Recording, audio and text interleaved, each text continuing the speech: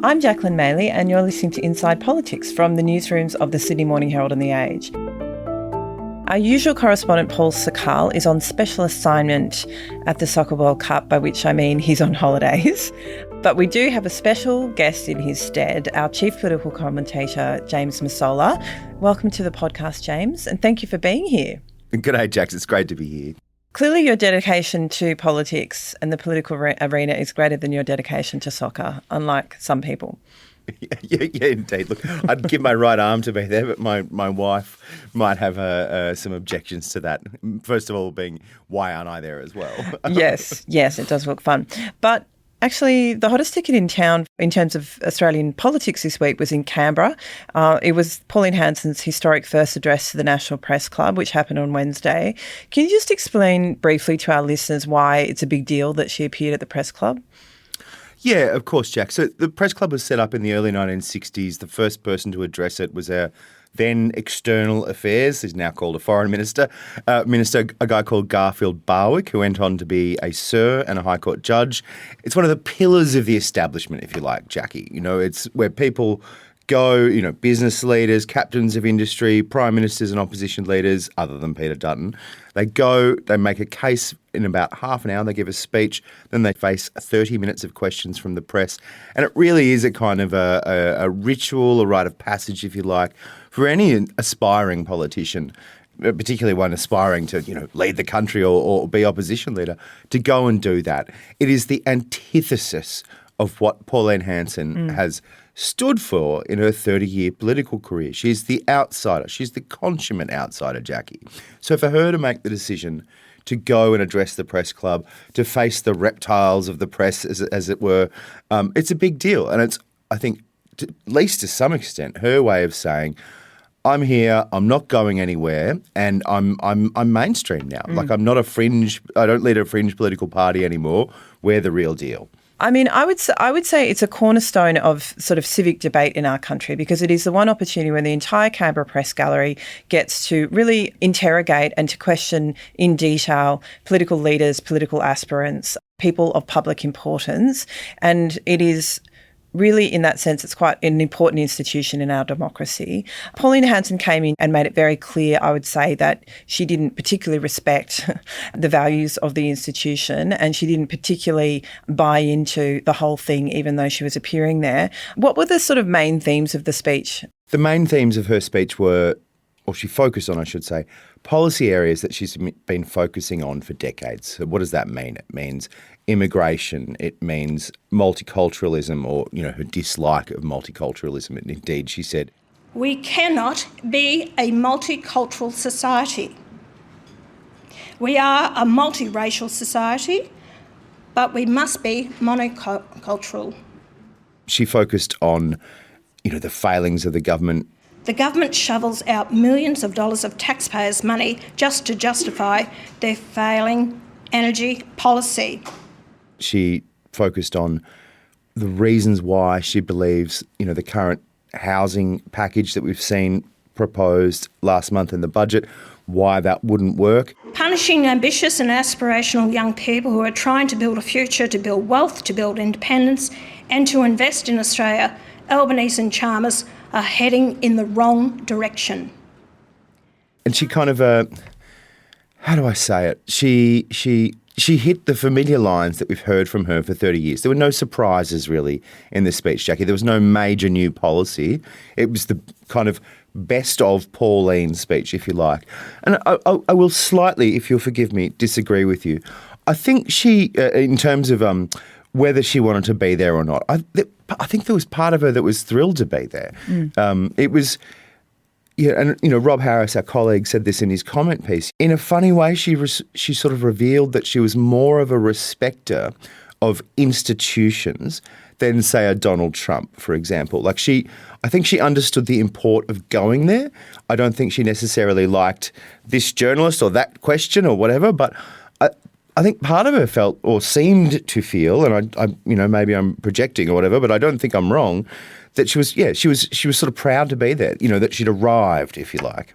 I mean, I guess we can talk later about the way that she treated the journalists who were her hosts and who are the members of that club, and I would say, Trumpification of aspects of her dealing with the media, which I think is a very, very damaging and pernicious sort of trend that we're seeing from One Nation. We can talk about that later. But I mean, certainly the entire speech in itself, as you say, it ran through the main themes, which are her chief political complaints. So obviously top of the list is immigration. I'd never heard her say before, or anyone in Australian politics say before, that they want a monoculture. So that to me is an entire rejection of what I would see as one of the basic rules of, or basic sort of precepts of modern contemporary Australia, which is that we're a pluralist society, that we accept all cultures, and we're broadly sort of okay with that. That was quite new. She didn't say what the monoculture would represent, but I guess we can surmise what it might mean. She was certainly very damning of Muslim immigration. She said basically she wants to cut that back dramatically. She said that climate change was a hoax. She basically said she would cut all renewable energy projects. 2 coal-fired power stations she said she wants, I think in South Australia, and the other one was perhaps in Queensland. And she also said that she would build a nuclear power reactor. She didn't answer questions about whether or not that would be publicly funded. She said that they would seek private funding, but she didn't give any exact detail on immigration numbers. She touched on transgender issues, said that there was a transgender insurgency. She said she'd sack the Sex Discrimination Commissioner Anna Cody, and also I think the Human Rights Commissioner as well. For me, the big headlines of the speech in terms of policy were her pledge to overhaul industrial relations. Can you just tell us a little bit about that? Yeah, so basically what Ms Hanson said was that the industrial relations system isn't working for Australians. In particular, it's not working for bosses out there. She said, businesses also tell me you can't sack people these days. They're on their phones, they don't work, they don't turn up, they actually are lazy. And the balance is wrong, essentially, in the industrial relations system, and it should be easy to fire people, which I must say I found to be quite an extraordinary statement, sort of party of the battlers siding with the bosses, essentially. We've seen in the lead up to this speech and in the last few weeks, I would say, Labor has kind of tried to hone its attack line on Hanson and make it very tangible to the voters who might be defecting from Labor to One Hanson, right? And that attack line has been all around industrial relations and workers' rights. So it seemed to me like she just opened herself up. She basically just gave them a quote that they can take out and use in advertising when she's calling workers lazy and saying that it's too hard to sack them. I mean, was that not an extraordinary misstep on her part if she's trying to get Labor voters over to One Nation? Look, I don't know that she would see it like that, but I mean, I think on the face of it at least, yes, it seems to be. And this is the thing, this is the kind of tension, I've been thinking about this just this morning, writing a piece about Miss Hanson. Like there's this fundamental tension between what she says about being on the side of ordinary Aussies and how she actually conducts her business, right? So no ordinary Australian has a friend, for example, who just gives them an aeroplane so they can travel around the country and campaign politically. Pauline Hanson does. Gina Reinhardt, the mining billionaire, gave her a plane. I don't understand. There's a real cognitive dissonance between her arguing that she's on the side of the workers and what she's actually saying in terms of policy. Similarly, on the industrial relations, she said the childcare system was broken and that it needs an investigation and that the childcare workers shouldn't have got the several billion-dollar pay rise, across the sector, obviously not per worker, that they shouldn't have got the several billion-dollar pay rise that they were handed out in a judgment. Right now, I just. Could you point me, Jackie, to the mum or dad who thinks, who's got a kid in childcare who thinks, those childcare workers are so overpaid. Oh my God, it's hard work. Who would begrudge a childcare worker a pay rise? There are probably, I agree with you, but there are probably a lot of parents who think that childcare is too expensive and that wages are feeding into that. So maybe she's onto something there. She also sort of seemed to, and not exactly denigrate the profession, but say basically I looked after children and I didn't need a degree to look after them. Now, that is a bit of a misinformation because it's not like every childcare worker has a degree. That's absolutely not the case.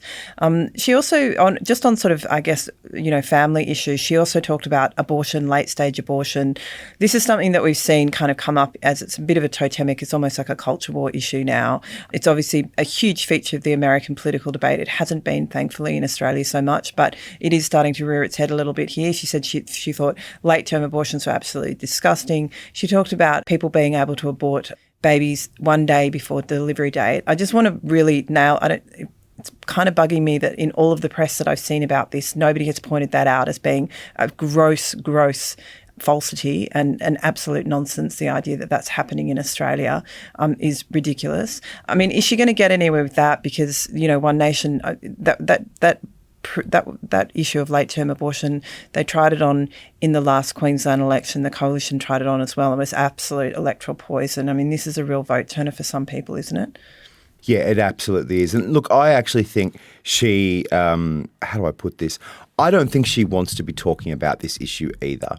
Now, I heard a report polling from the Australia Institute, something like 84% of Australians support a woman's right to choose. It is just not an issue here in the same way that it is in the States. I hope it never, ever becomes an issue here. Now, in the last couple of weeks, I reread a book called Off the Rails by Margot Kingston, Jackie. She was a former Herald journo. She wrote the definitive book of the 98 campaign. She travelled with Pauline Hanson for weeks. It's a terrific read, well worth tracking down if you haven't already read it. And in the book, she talks about Hanson and abortion. And she has this conversation with Pauline Hanson and essentially works out that Hanson supports a woman's right to choose. So to my point about why doesn't she want to talk about this, I think there's a fairly decent chunk of her support who probably don't like abortion, who probably want it restricted or perhaps even made illegal. I don't know. But, who would like to see it wound back. Not that it's at particularly high levels in Australia at all. I think Hanson recognises that. I thought that was a good question to ask her because she's caught between saying what she thinks and what her supporters wanted to say. But it seemed to me like she really was trying to muddy the waters, and that's what some actors in this debate do, and trying to make out that late-term abortion is a prevalent practice in Australia and that it's some sort of barbaric practice when in fact it's a medical event that is treated with enormous sensitivity and the highest sort of ethical constraints by both the doctors, not to mention the women whose bodies are at stake. It just seemed to me like she was trying to have a bob each way. As you say, she's never going to actually attack abortion rights in any real sense, but she's trying to sort of almost set up a straw man and say, well, there are people having abortions, women having abortions a day before the due date, and that's absolutely abhorrent. I mean, who wouldn't agree with that? Yeah, of course. But this is the other thing, Jax. Like, all throughout the speech, there are examples of her saying things that aren't actually true or that don't have a source or that aren't factually accurate. So, for example, Hanson said that there are 18,000 people on an ASIO watch list, and of them, about 200 of them are sort of high risk or really severe risk. I went and checked with various security agencies yesterday. There's no watch list. There is literally not a watch list. There is no source for that information. No. It's just... No, it was complete misinformation. The other sort of area that she talked about a lot, obviously, was Muslim migration and Muslim. She doesn't seem to accept that Islam is actually a religion. She doesn't seem to observe that there is any distinction between what she calls radical Islam or extreme Islam and the Muslim religion, which is peaceable and followed by billions of peaceful, upstanding people around the world. I mean, what do you make of those comments? Well, I tried to draw out yesterday, Jackie. 30 years ago, Ms Hanson said that Australia was in danger of being swamped by Asians. Yeah. Which she's since sort of kind of apologised for, but not really. But some of my supporters are now Asians. Don't even go there. I asked her, is Australia in danger of being swamped by Muslim immigration? And she immediately said, not if I have anything to do about it. And then went on to say how Muslims, so-called, don't integrate in Australia to the extent that they should be doing so, that their sort of cultural values are distinct or contradictory to our own, those sorts of things. Like, it wasn't It wasn't a convincing answer, Jackie. It was the vibe. And that's so much of what Hanson runs on is the vibe, you know? Yeah. And she talked about Bondi in the context of Muslim immigration. So, I mean, that's another example, I think, of a straw man argument, because she said, you know, that she gets very, very, obviously very head up and very emotional. She talks in very extreme language. And she said that, you know, Islamic extremism is utterly at odds with Australian values. Well, I think that's a statement that 99.99% of Australians would agree with, including most Muslim Australians. Just one more thing. She also made some very extraordinary comments, I thought, about some of our closest allies, talking about Canada, France, Germany and England, at least some of whom we've fought alongside in two major world wars. And what did she call them? She called them S-holes. She, again, this is in response to that question I'd asked her. She kind of said, oh, I can't say it. Oh, they're S-holes. Now, that to me was channeling Donald Trump back in 2018 when he was talking about, you know, so-called shithole countries where he didn't want immigrants to be coming from to move to the United States. In that case, he was talking about mostly African nations. I think she was kind of quite deliberately tapping the vibe of Trump, which is that, you know, the sort of traditional allies of Australia and of the US, you know, they're essentially failed or failing states that they're sort of leading now, and that we can't rely on them, and that they've been overtaken by, you know, swarms of Muslims. And again, obviously, I'm not saying I believe that myself, and that they're broken societies, you know. Yeah. And I think because of untrammeled immigration, basically. Yeah, and there'd be a cohort of her support, a significant chunk of her support, who would think, yeah, that's right. You know, these once great countries are no longer, which is evocative, but it's not really true. No. And it's also an extraordinary thing for a political leader, an Australian political leader, to say about our closest allies. Let's just put that out there. She also, she did pretty well, I thought, in her speech. It was very long. Afterwards, of course, it goes over to questions, and all of the press gallery journalists get to ask questions. You asked a question. How did that go for her? She was less articulate, I thought. What did you think? Oh, look, I think there were a few questions where she just didn't know the answer, and she kicked the answer down the road. To some extent, I think that's fine. I mean, I'd rather a politician say, we haven't finished developing that policy or whatever, rather than bluffing and then going, oh, hang on, actually trying to recount it. I thought the most difficult thing for me, Jax, was the way she spoke to Sarah Martin from The Guardian and Anna Henderson from the SBS. So Sarah's been doing some terrific work looking into the finances of One Nation, where the funds get raised, where the money gets channeled, those sorts of things. And her question was completely reasonable. Pauline Hanson's daughter, Lee Hanson, ran in the Senate last term in Tassie for One Nation. She's running again for the Tassie Senate seat this time. She lives in Tasmania. She's employed by a New South Wales senator. She's rarely seen in Parliament House. Basically, Sarah said, well, did you have a hand in her getting hired? And why is she in Tassie working for a New South Wales senator? The sort of query being that because she's working for a New South Wales senator, her salary is covered by the New South Wales taxpayer.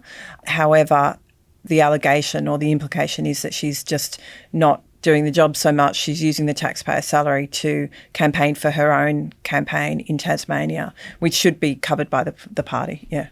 Yeah, that's exactly right, and that's how Sarah framed the question. And instead of answering it, Ms Hanson basically told Sarah she was a trashy journalist. See, you never give up. I've never seen a person that's such a trashy journalist, you know, and what you put out all the time, you've got this obsession with constantly trying to pull down myself, my party, or Mrs Reinhardt. Whatever you do, you will be banned from my answering. I'll answer you this question today, but I'm telling you now, don't come near me. It was a real kind of signature Hanson moment. She tore strips off her. I thought it was extraordinary. I absolutely thought Sarah Martin has got nerves of steel. I thought she was amazing to withstand that barrage in not just amongst her peers, but under the eyes of the nation, because it's being televised to a national audience. I thought the level of incivility and nastiness was quite extraordinary to see in our press club, which, as I say, is a place of civil debate, to which Pauline Hanson was invited as an honoured guest. And to her very hosts, the members of that club, the press, she was terribly rude. It wasn't just Sarah Martin that she tore strips off. It was also Anna Henderson of SBS. She told Anna Henderson that she'd be out of a job because she was going to axe SBS if she was ever in power. I just think it's worth calling out, or it's worth noting that if, we have in the United States under President Trump a culture of denigrating journalists, of humiliating particularly female journalists in press conference situations. And that to me was a straight import of that. And this is editorialising now, I think it's awful. I think it's nasty. I think it's so pernicious on our public debate. And I just really, really wanted to note it because I haven't seen it really noted strongly enough anywhere yet. No, I haven't seen anything like that at the press club. And, like you, Jax, I've been doing this for about 20 years. It's a nadir, there's no question. And it's also, and let's not forget this, partly it's why it happened, it's catnip for Pauline Hanson supporters. They love to, at least some of them, love to see her taking on the journos because, we are, as a profession, as an industry, not always respected or loved or trusted, certainly not to the extent that we were, let's say, 20 years ago. There's been as we've discussed previously, sort of a collapse in the agreed set of facts that we base our arguments and public debates over. Those sorts of attacks on journalists undermine that.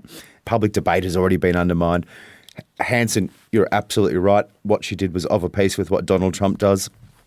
And I just think it's corrosive to democracy and it's unnecessary. I just think we, as journalists, we have a duty, a particular onus on us to kind of call it out. It's not the first time that we've seen this from Pauline Hanson herself and from One Nation representatives. We had a One Nation representative tell a female journalist to shut up not so long ago, and Pauline Hanson herself called a female journalist a bitch, I think. So I just really, really question whether or not we want to sort of tolerate and not call out that sort of level of incivility in our political forums. Absolutely, Jax. But there'd be people listening to this now saying, oh, listen to those journos whinge about other journos being attacked. They can dish it out, but they can't take it. They deserve scrutiny too. Like we're in a different moment and we have to recognise that. And that in no way is me saying, oh, well, therefore it's fine for what the senator did yesterday. Of course it's not.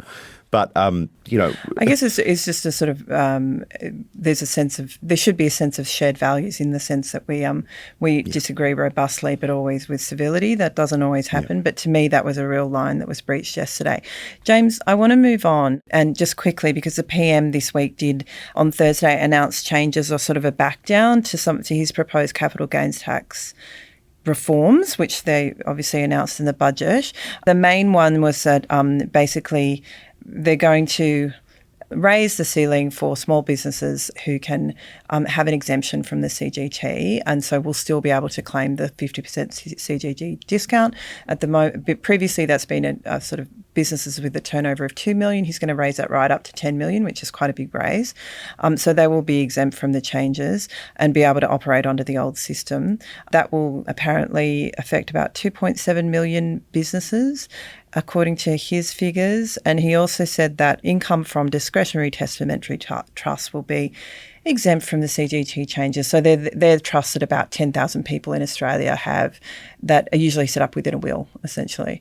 James, how surprising are these back downs? Are they going to help how the budget goes down? Are they going to be, are they going to placate some of the biggest critics of the budget?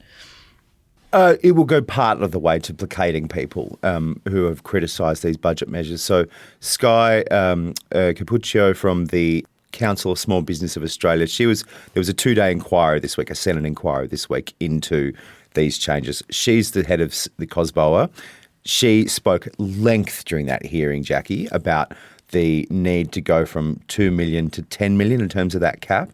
She said it hasn't moved in years. This is a huge problem. Many small business owners, they don't necessarily pay themselves superannuation, or they don't take a lot of leave, or they underpay themselves a salary, certainly when they're getting underway, just essentially to keep the business solvent. And the payoff at the end of that is that, at the age of 60 or 65, whatever it might be, when they choose to retire, they can sell that business and they know that there is a tax not a tax windfall, but So tax generous tax concession. arrangements. Yeah. Concession. Thank you. That's the word I'm looking for. That there's generous tax concessions that mean they will make a profit and then a little bit more, and that will set them up for retirement. They can go and buy a holiday home or put it in shares or whatever it is they're going to do. That was her number one issue during the hearings. So I think the Council of Small Business will be very pleased with that. As for the other CGT changes, I think they're the sort of minimum that we could have expected from the Albanese government. They won't placate all critics, but it goes some way towards ameliorating the complaints that have been made about the tax package. Okay. And the package has already passed the lower house, I think, and obviously it went into the Senate inquiry this week. So when is it likely to be passed and made into LAW law? So the PM's been really clear about this. Their plan is that it will be passed in the next sitting fortnight, which starts next Monday, basically.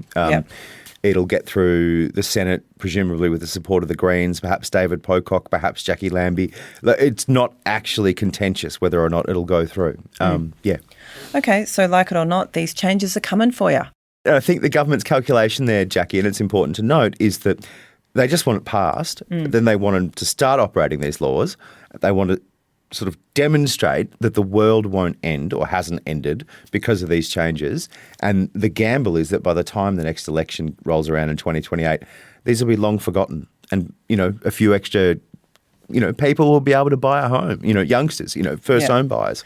Yeah, they'll be baked into the electoral pie, and Jim Chalmers can credibly claim that he's done some tax reform. We'll see how it goes. James, thanks so much for being with us. It was a really interesting episode, and particularly interesting to talk about Pauline. It was a real watershed moment in Australian politics to have her at the Press Club, so it was interesting to dissect it with you. Thank you. Thanks, Jack. Good to be with you. You can read all of our political news on our websites, theage.com.au or smh.com.au. Today's episode was produced by Chi Wong with help from Debbie Harrington. Our executive producer is Tammy Mills, and our podcasts are overseen by Lisa Marksworthy and Tom McKendrick. Before you go, please follow Inside Politics and leave a review for us on Apple or Spotify. I'm Jacqueline Maley. Thank you for listening.